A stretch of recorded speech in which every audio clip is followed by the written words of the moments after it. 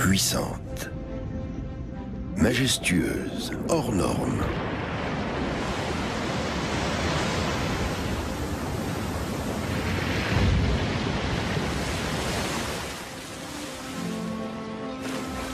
Pacifique et joueuse.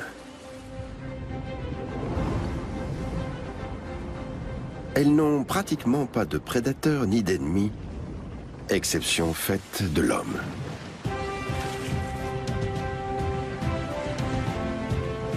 Leur chair est très prisée dans certains pays. Elles ont été chassées pour produire corsets, parfums et toutes sortes de produits lucratifs. Et elles continuent de l'être. Une véritable industrie synonyme de pouvoir et de richesse pour l'homme. À une époque, leur huile éclairait le monde entier et faisait tourner la roue du progrès.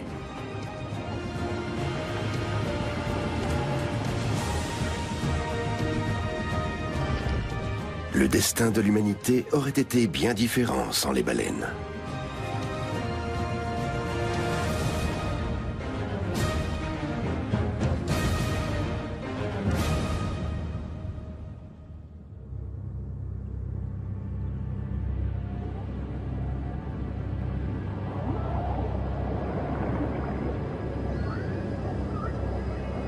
Après plusieurs millénaires de coexistence, un nouveau chapitre s'ouvre dans l'histoire commune des baleines et de l'homme. Désormais, on préfère observer les grands mammifères marins plutôt que de les chasser. Les photographier au lieu de les harponner.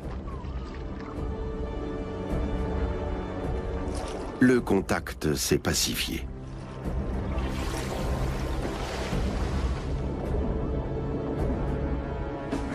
Le tourisme baleinier connaît un essor sans précédent, comme dans la réserve marine de Stellwagen Bank, au large de la côte nord-est des États-Unis.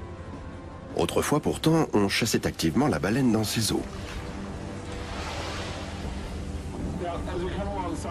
De nos jours, l'observation des grands mammifères marins rapporte plus que leur massacre. Tout le monde y gagne. Car amener les touristes au plus près des cétacés permet aussi de changer leur regard sur les baleines et de les sensibiliser à leur protection.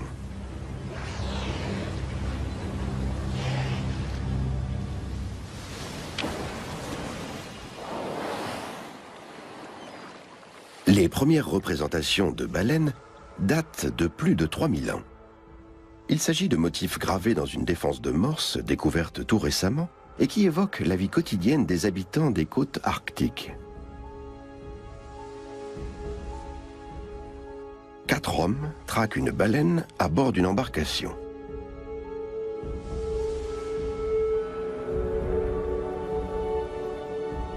À Barrow, en Alaska, les méthodes de chasse ancestrales sont encore pratiquées de nos jours. Les portes de la localité la plus septentrionale des États-Unis sont d'ailleurs matérialisées par 2 imposantes côtes de baleines.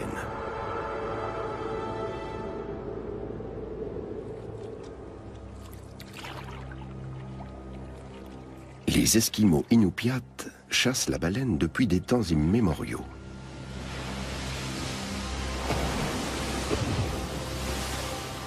Avec pour seule arme des harpons et la force de leurs muscles. Cette activité essentielle dans la vie de la communauté Inupiat est aussi la base de leur identité culturelle. Elle perdure sous cette forme, malgré les progrès de la technologie et de la motorisation. La longue nuit polaire est finie, et les 4000 habitants de Barrow semblent revivre. Chacun fait à sa façon cette mobilité retrouvée.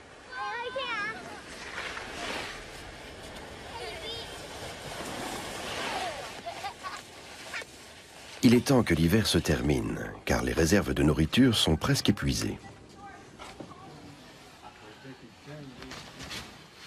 Ce réfrigérateur naturel est partagé par toute la communauté. La chair de baleine est conservée en profondeur dans le permafrost. Riche en minéraux et en vitamines, c'est un aliment idéal pour les mois d'hiver.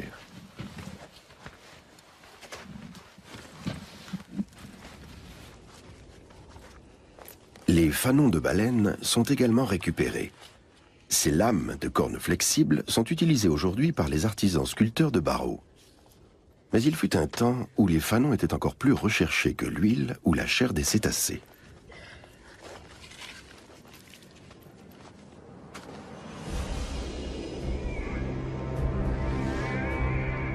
Certaines baleines, les mysticètes, sont dépourvues de dents et se servent de leurs fanons pour filtrer le krill et les petits poissons qu'elles attrapent. Avec leur gueule gigantesque, elles absorbent d'énormes quantités d'eau. Les fanons retiennent ces proies minuscules que la baleine peut ensuite avaler sans les mâcher. Elles en ingurgitent plusieurs tonnes par jour.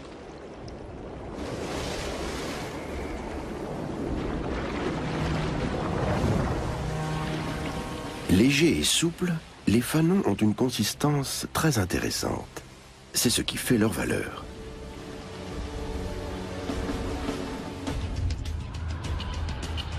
Mais la chasse aux fanons est une activité dangereuse. Car c'est la baleine boréale, ou baleine du Groenland, qui fournit les plus longs spécimens. Comme son nom l'indique, elle vit dans les eaux froides du Grand Nord. Les fanons sont grattés et polis directement à bord du baleinier.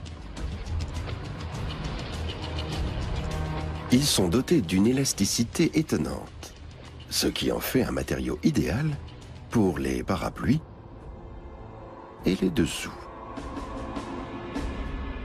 Les baleines de corset faisaient une taille de guêpe aux dames de la haute société. La reine Élisabeth Ier avait bien saisi l'importance économique du secteur baleinier. Et en 1576, elle accorde l'autorisation de chasser la baleine dans toutes les mers. L'Angleterre va désormais pouvoir répondre à la demande croissante de fanons et d'huile de baleine. Les galions de Sa Majesté mettent le cap au nord et s'aventurent jusqu'en Arctique, au large du Groenland et du Spitzberg. Les baleines sont harponnées lorsqu'elles remontent à la surface, depuis de simples canaux. Cette technique restera pratiquement inchangée jusqu'au XIXe siècle. Les harpons de l'époque nous livrent d'ailleurs d'étonnants secrets sur l'âge des cétacés. Pour en savoir plus, nous retournons en Alaska, à la station biologique de Barrow.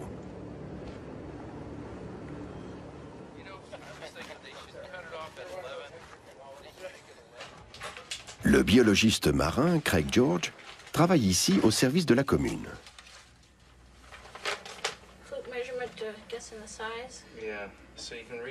Il étudie la population des baleines boréales et leur longévité. Une pointe de harpon lui a permis de faire une découverte sensationnelle.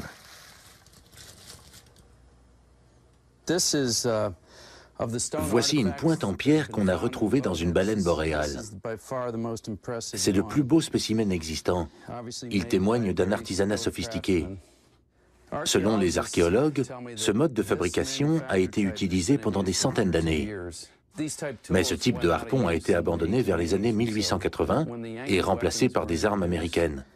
Ça nous oblige à revoir nos hypothèses en ce qui concerne la longévité des baleines boréales. La baleine boréale en question aurait donc été âgée de 130 ans au moins.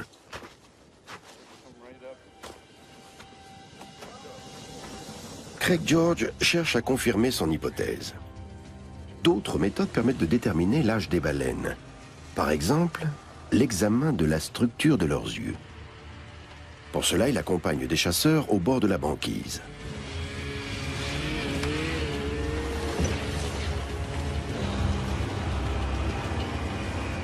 À terre, les motoneiges ont aujourd'hui remplacé les traîneaux. Mais les peaux de phoque continuent de garnir les canaux.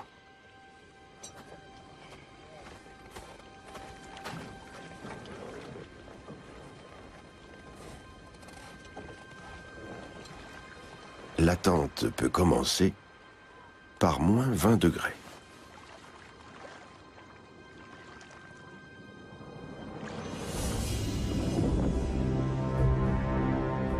Chaque année au printemps, les baleines longent la banquise de l'Alaska pour migrer ensuite vers le sud. Ces eaux regorgent de plancton dont elles sont friandes. Avec la luminosité croissante liée au retour des beaux jours, de petits crustacés comme les copépodes se multiplient de façon exponentielle.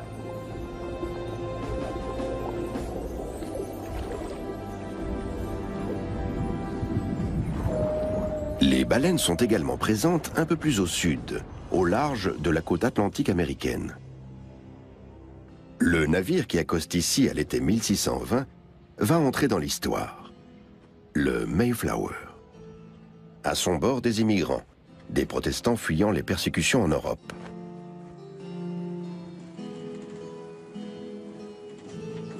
Il crée la colonie de Plymouth, en Nouvelle-Angleterre. Un musée en plein air retrace leur épopée. John y joue le rôle de l'un de ses pères pèlerins.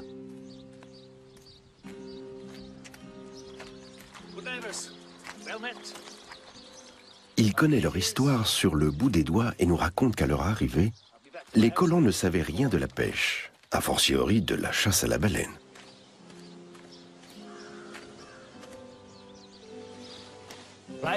Je me souviens très bien. Nous approchions de la côte à bord du Mayflower, quand une énorme baleine s'est approchée du navire à portée de mousquet.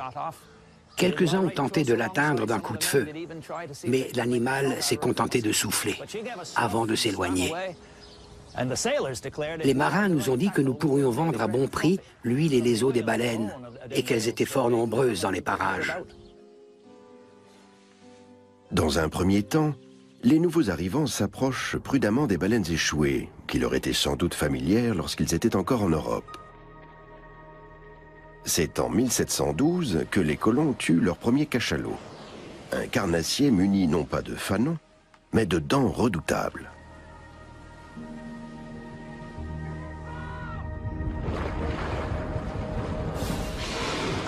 Sur la côte, de petites localités comme New Bedford deviennent bientôt des métropoles de la chasse à la baleine.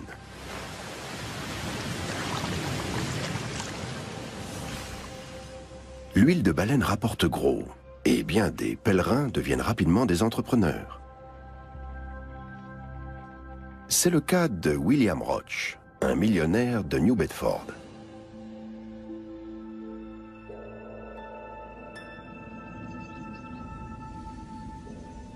Son fils souhaite exposer sa richesse aux yeux de tous et fait construire l'une des demeures les plus fastueuses de la ville.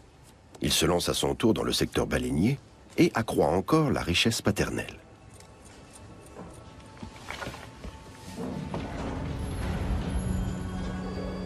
Celle-ci est soigneusement conservée dans une luxueuse chambre forte. La famille Roach n'est pas un cas isolé, comme en témoignent les nombreuses villas de New Bedford. Au début du XIXe siècle, la chasse à la baleine est la branche économique la plus lucrative en Amérique. C'est un chapitre de l'histoire économique qui s'écrit, mais aussi une page de la littérature, lorsque le jeune Herman Melville s'engage sur un baleinier à New Bedford. Son expérience va nourrir son célèbre roman Moby Dick. Comme tous les marins, Melville sollicite la bénédiction de Dieu avant d'appareiller.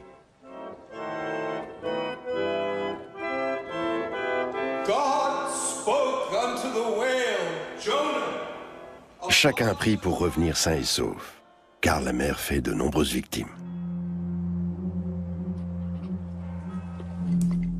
Il est à peine besoin de dire quels étaient mes sentiments, alors que je contemplais ces marbres où s'inscrivait le sort des pêcheurs embarqués avant moi. Les hommes restent en mer pendant 3 ou 4 ans, sans contact avec leur famille.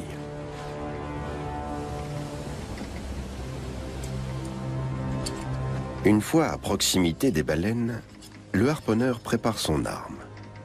Il va maintenant jouer un rôle capital. Melville s'interroge. Comment se fait-il que nous, baleiniers d'Amérique, nous surpassions à présent en nombre la totalité des autres baleiniers du monde?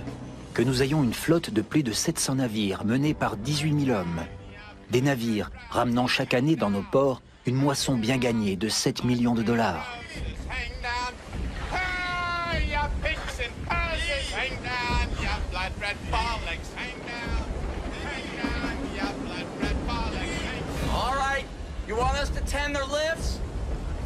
Que signifie tout cela, sinon la puissance inhérente à la pêche à la baleine?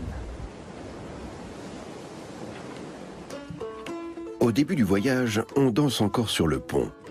Pourtant, une expédition en mer de plusieurs années n'est pas une partie de plaisir. Les hommes sont entassés dans une chaleur et une puanteur insoutenables. En voilà une qui souffle.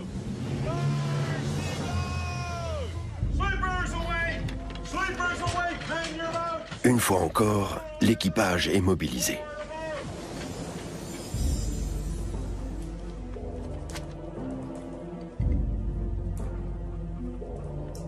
Herman Melville décrit la mise à l'eau des canots et les efforts des rameurs. Comme des forcenés, ils nageaient et peinaient de toute leur force.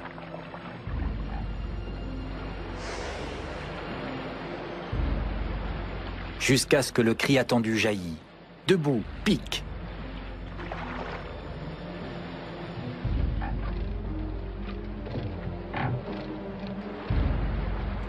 Maintenant, la baleinière volait sur l'eau comme un requin, toute nageoire dehors.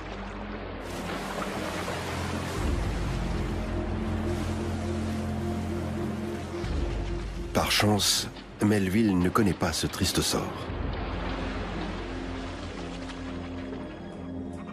La pelle utilisée pour le dépeçage de la baleine est du meilleur acier. On la maintient toujours parfaitement aiguisée et en cours de travail, on l'affûte de temps à autre comme un rasoir. Comme le lard enveloppe la baleine à la manière dont l'écorce recouvre une orange, on la pèle souvent en spirale, comme on épluche ce fruit.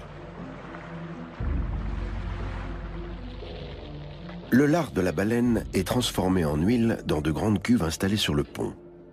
Les restes de graisse servent à alimenter le feu. Le navire ne regagne son port d'attache qu'après avoir rempli tous ses fûts. Une cargaison de 100 à 300 tonnes. New Bedford sert de port de transbordement. Une partie des tonneaux partent vers d'autres destinations. Le reste alimente l'industrie locale. La manufacture de bougies Rodman, par exemple. L'huile de cachalot, également appelée spermaceti, est particulièrement prisée. Un mâle adulte en stocke jusqu'à 2 tonnes dans son crâne.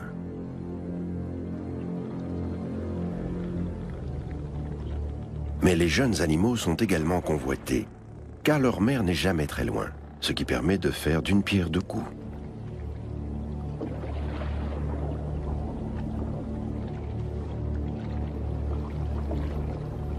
Les géants des océans vivent en groupes familiaux et nagent souvent juste à la surface pour économiser leurs forces. C'est pour se nourrir qu'ils plongent dans les profondeurs, jusqu'à 3000 mètres en dessous du niveau de la mer.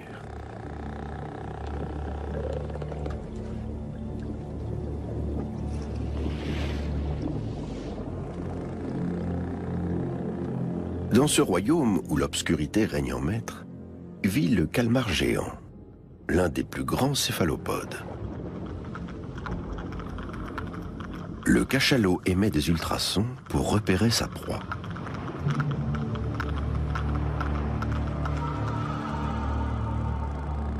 Et il plante ses dents pointues dans l'animal.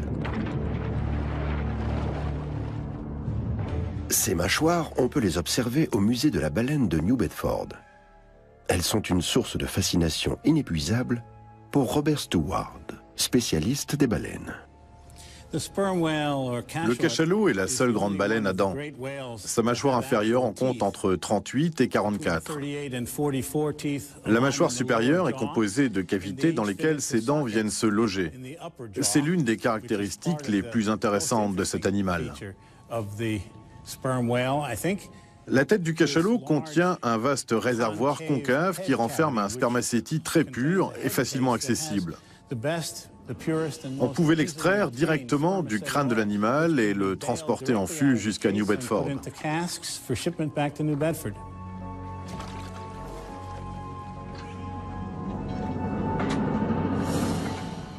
Le spermacétie ne fond qu'à une température très élevée et peut donc servir à graisser les machines.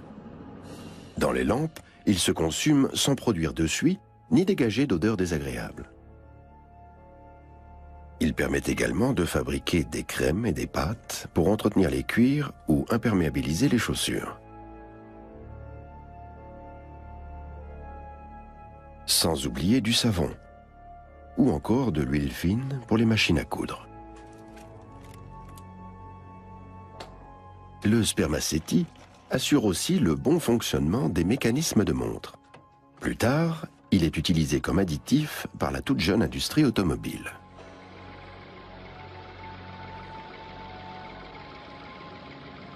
Mais revenons à New Bedford.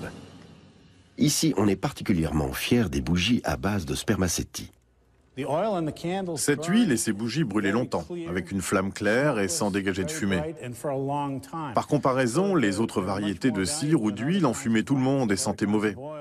L'huile de spermacétie était donc très précieuse. On peut dire sans exagérer que les manufactures de spermacétie éclairaient et faisaient tourner le monde. À New Bedford, nous tenons à souligner aujourd'hui le rôle central qu'a joué autrefois notre petite localité dans la marche du monde. À une époque, c'était l'une des villes les plus riches et les plus cosmopolites de la Terre, à égalité avec Paris ou Londres. On ignore encore dans quel but précis le cachalot produit ce spermacétie. Il se peut qu'il l'aide à plonger. Pour en savoir plus, nous nous rendons au musée marin de Stralsund, dans le nord de l'Allemagne. On peut y admirer un cachalot en plein combat avec une pieuvre géante. Harald Benke est le directeur de l'établissement. Le museau du cachalot est le plus grand du règne animal. Il ne lui sert pas à sentir, mais à plonger. C'est dans la partie supérieure de ce museau qu'est stocké près d'1,5 tonne de spermacétie. D'extérieur, il ressemble à une huile quelconque, mais il a une caractéristique particulière. Lorsqu'il se refroidit, sa densité augmente. Cette petite fiole qui contient du spermacétie représente le cachalot. Voyons ce qui se passe dans l'eau froide. La fiole reste près de la surface de l'eau, comme le cachalot.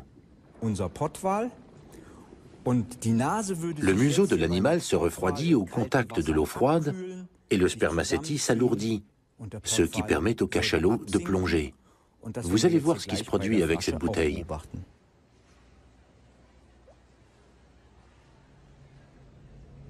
Une descente dans les profondeurs.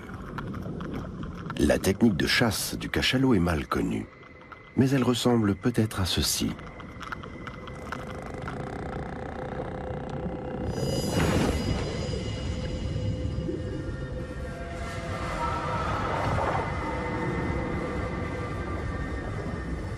Le corps du cachalot se réchauffe pendant qu'il chasse, et cette chaleur se transmet au spermacétie. Il retrouve son état liquide, ce qui permet au cachalot de remonter facilement vers la surface. Cette substance unique est donc nécessaire aux cachalots. Elle détermine leur mode de vie si particulier.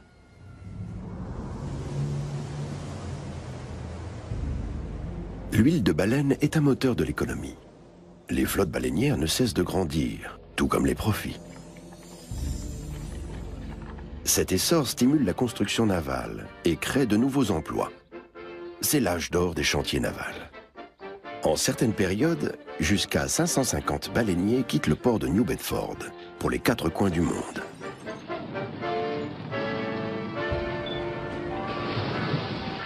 Ces navires doivent être équipés, par exemple avec des canots.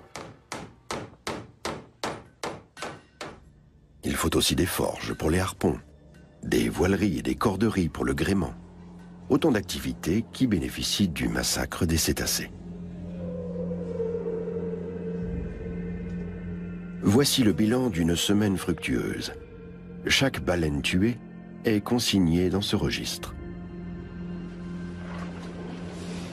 Les baleiniers s'aventurent toujours plus loin et prennent tous les risques. 2000 expéditions se lancent à l'assaut de l'océan Arctique, au seul départ de New Bedford. Mais 1871 est une année noire pour le secteur baleinier américain. Une trentaine de navires restent bloqués dans les glaces. New Bedford en perd 22.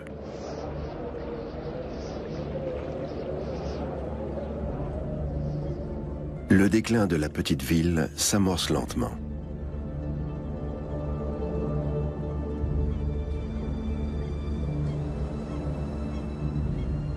Aujourd'hui, c'est une petite localité portuaire touristique. Mais Moby Dick et ses congénères y restent omniprésents.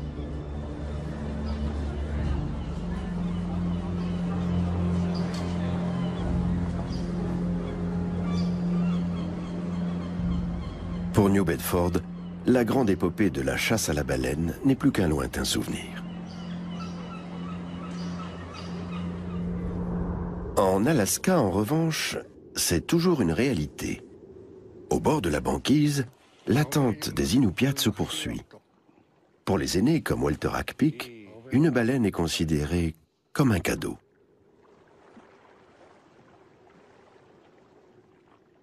Dans la chasse à la baleine, le plus important, c'est de se montrer respectueux.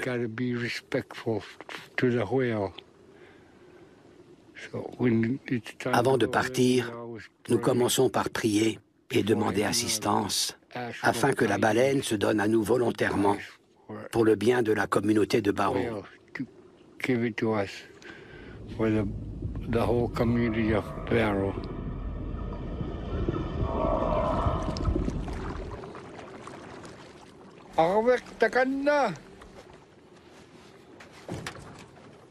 Walter a repéré une baleine. Il s'agit maintenant de s'approcher d'elle le plus discrètement possible. Cette technique de chasse millénaire est bien rodée. Les peaux de phoque qui recouvrent l'embarcation amortissent le bruit des vagues. C'est le plus léger et le plus silencieux des bateaux, idéal pour ce genre d'activité. Le moindre son se répercute très loin sous l'eau. Et les baleines ont l'ouïe fine.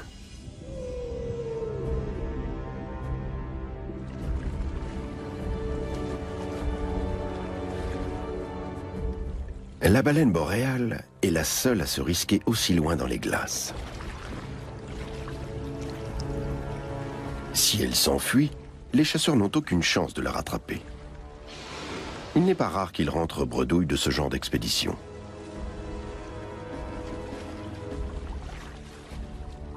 Plus que quelques mètres.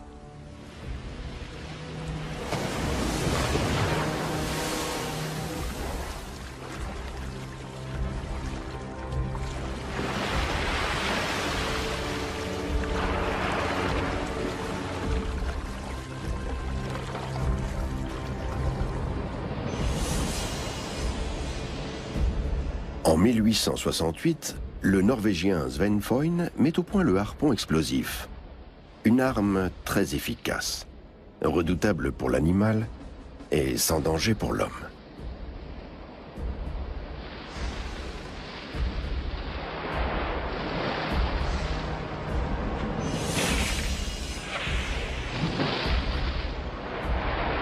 La pointe du harpon explose une fois plantée dans le corps de la baleine.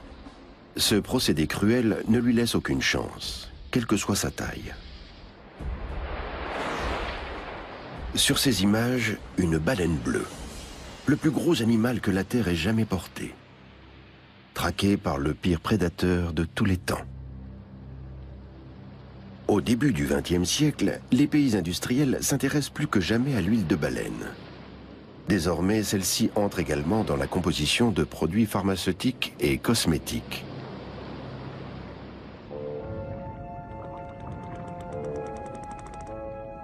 La question de la conservation de l'espèce est esquivée. Pourtant, un cachalot femelle ne met au monde qu'un unique baleineau tous les 3 ou 5 ans, et l'allait ensuite pendant au moins 1 an. Il faut 15 ans pour qu'une femelle soit à son tour en âge de se reproduire.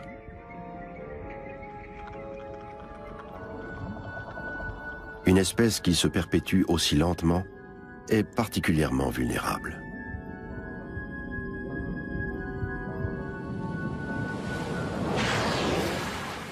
Mais après avoir ravagé l'Arctique, les grands pays s'attaquent sans état d'âme à l'Antarctique. Au début du XXe siècle, l'océan austral regorge de cétacés. Parmi eux, des colosses de 130 tonnes qui fendent les eaux glaciales, les baleines bleues.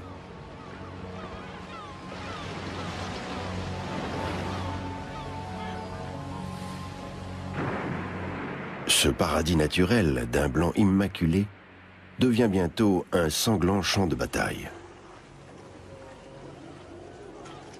Les grandes nations baleinières, notamment la Norvège et le Royaume-Uni, installent des bases permanentes à terre. Les abattoirs tournent à plein régime et le stock de cétacés paraît inépuisable. Un chapitre particulièrement sombre de l'histoire des baleines.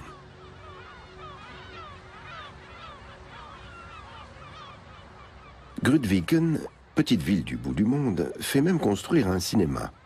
Une distraction bienvenue au milieu de la puanteur, de la suie et de la crasse.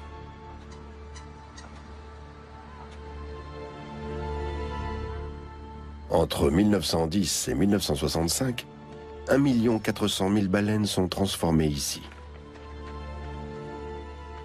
Des treuils motorisés permettent de positionner les cadavres sur une vaste plateforme de découpe. Ils sont ensuite dégraissés et dépecés. L'huile de baleine est plus demandée que jamais. À la veille de la Première Guerre mondiale, elle est transformée en glycérine pour fabriquer des explosifs.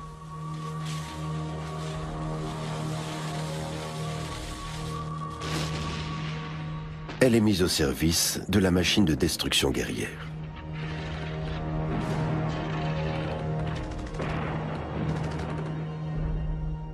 Parallèlement, le secteur de la beauté s'empare également de l'huile de baleine.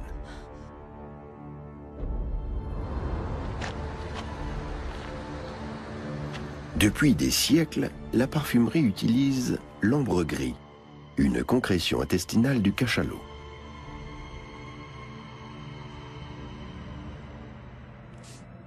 Des senteurs haut de gamme venues tout droit de l'intestin des cétacés.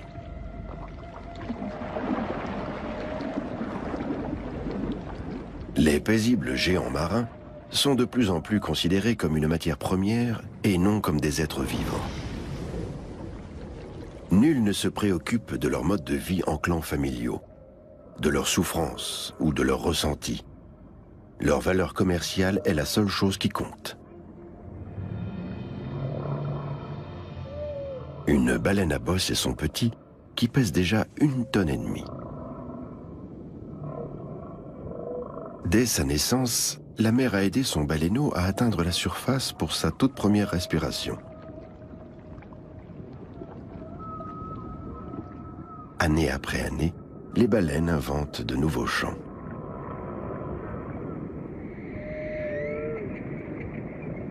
Pour traquer les poissons, elles travaillent en équipe. Elles produisent des bulles d'air formant une sorte de filet qui enveloppe les bancs de poissons pour les piéger.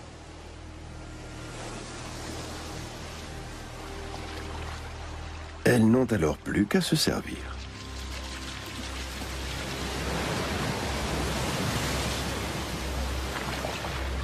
Dans les années 30, personne ne s'intéresse encore au comportement fascinant des baleines. La chasse à grande échelle se poursuit. Nous sommes dans le port de Hambourg, en septembre 1936. Le navire-usine allemand Jan Wellem appareille pour sa première expédition dans l'Antarctique avec 250 hommes à bord.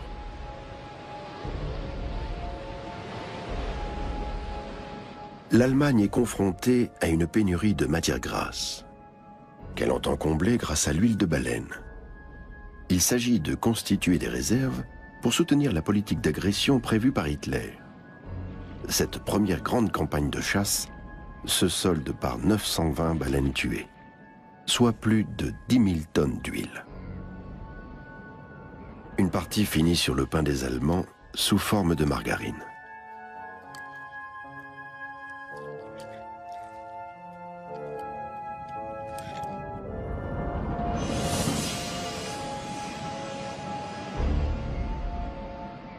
autres utilisations domestiques font leur apparition. Même la lessive est désormais à base d'huile de baleine.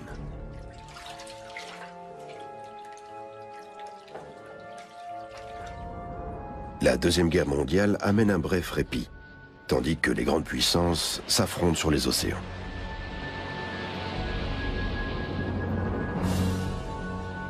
Retour à Barrow.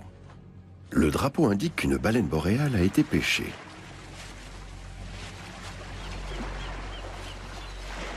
Toute la communauté se rassemble au bord de la banquise.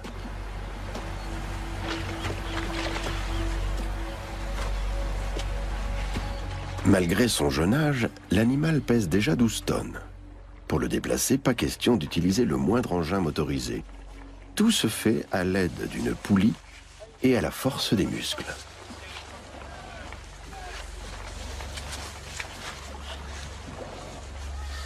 Au total, les communautés baleinières traditionnelles de la côte ont le droit de tuer environ 40 animaux par an. La manœuvre, qui va durer plusieurs heures, est une source de cohésion pour la communauté Inupiat. Voilà plusieurs années que Craig George tient scrupuleusement l'inventaire des baleines harponnées.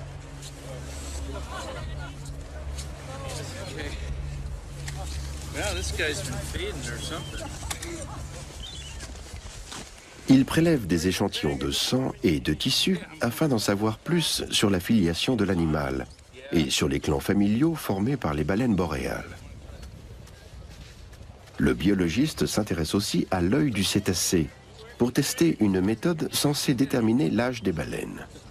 Il pourra ensuite l'appliquer à des animaux plus âgés.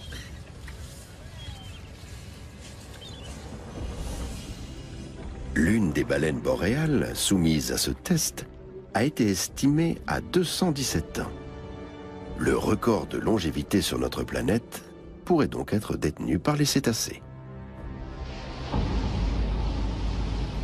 Le Japon déclare lui aussi ses chasses à la baleine comme activité de recherche scientifique. Des campagnes qui tuent chaque année 1 millier de petits rorquals et une cinquantaine de baleines à bosse. Greenpeace tente par tous les moyens d'empêcher ces abus.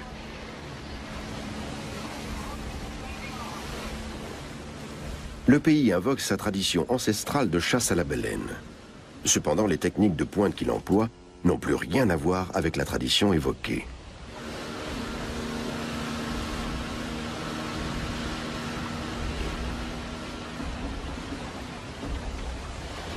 Au pays du soleil levant, la chair de baleine est un aliment très prisé.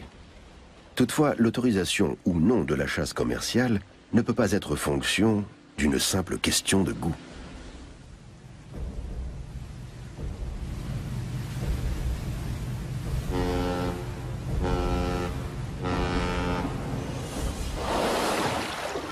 Dans les eaux de la réserve de Stellwagen Bank, on a opté pour une autre solution. Ici, la recherche sur les cétacés va de pair avec le tourisme baleinier. Mason Weinrich dirige le centre des baleines de la Nouvelle-Angleterre à Gloucester. Il peut les désigner par leur nom, mais aussi décrire leurs habitudes et leurs particularités aux touristes qu'il embarque à son bord.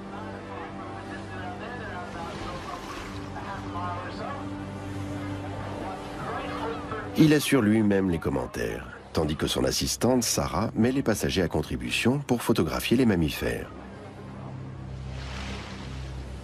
Plus de 900 cétacés ont ainsi pu être identifiés à ce jour.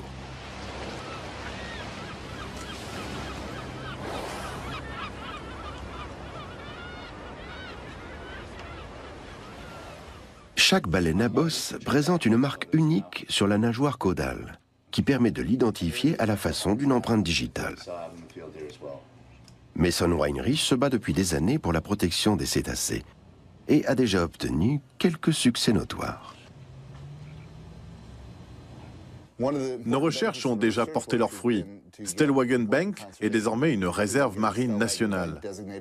Les couloirs de navigation ont été déviés, les baleines risquent donc moins d'être heurtées par les navires. On espère aussi faire modifier le matériel utilisé pour la pêche afin d'éviter qu'elles se prennent dans les filets.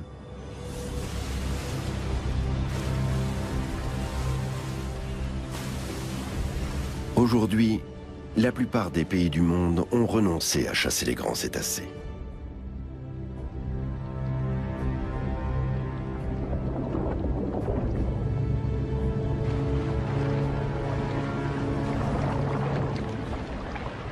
Mais pas question de crier victoire, car face au léger renouvellement de la population des baleines, des voix s'élèvent pour réclamer une libéralisation complète de la chasse.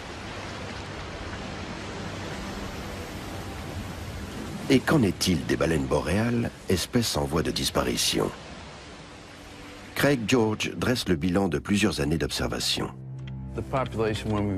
Quand nous avons commencé à les recenser, elles étaient environ 4000. 10 ans plus tard, on en dénombrait à peu près 6000. Et aujourd'hui, on est entre 11 et 12 000. Mais les chasseurs locaux vous diront que beaucoup de baleines échappent aux observateurs, par exemple en nageant sous la glace. On s'en doutait dans une certaine mesure, mais il s'avère que des milliers d'animaux échappent à notre comptabilisation.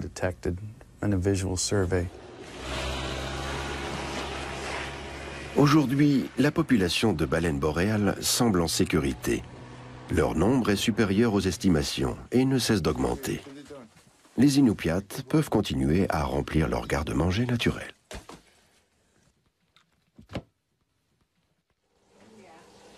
C'est l'heure du traditionnel repas pris en commun. Au menu, chair de baleine sous toutes ses formes, agrémentée d'une sauce à base de graisse de morse. Ce drapeau visible de loin invite les habitants aux festivités. Toute la communauté de Barrow se retrouve autour d'une même table. Selon les croyances inupiates, c'est une façon de favoriser le retour des baleines l'an prochain. Ce repas nourrit aussi l'âme et la cohésion de la petite ville.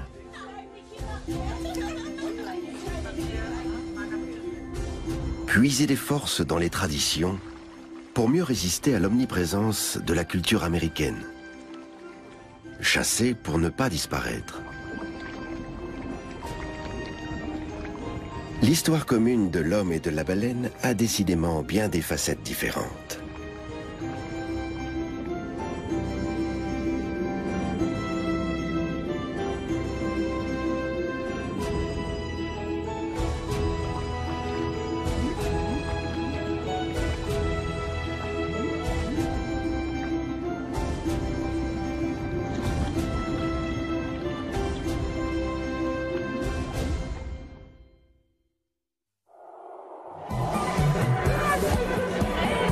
Ah, ce mal qui nous accable.